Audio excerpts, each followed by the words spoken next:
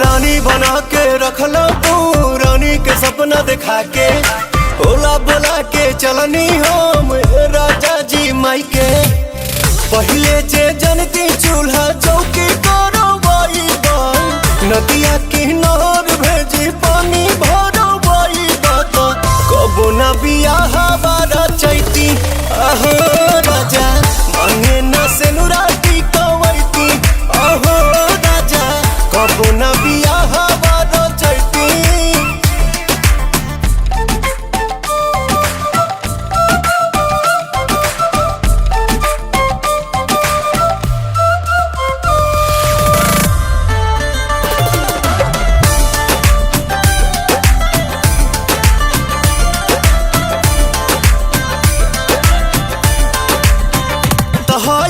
साड़ी दिहल पापा जी के, गाड़ी दिहल पापा जी के, जौना पर घूमी तू ऐस करेला, कबहू खर्च नहीं कैस करेला।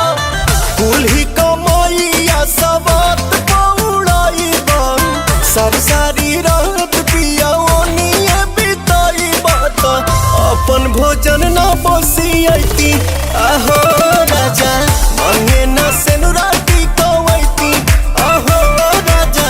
कबो न बियाह बारा चैती।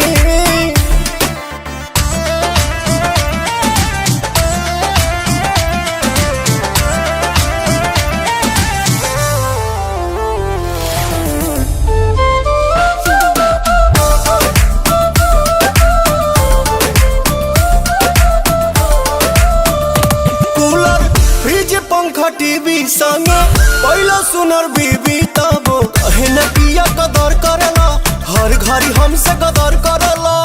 जननी न पवन पिया आता न सताई बन, मेकअप से कप खाती हटा न रोई बात। प्रिंस ले ऑर्डर करवैती आहो राजा, मांगे न सेनुराटी कवैती आहो राजा। कब न बियाह बारा चैती।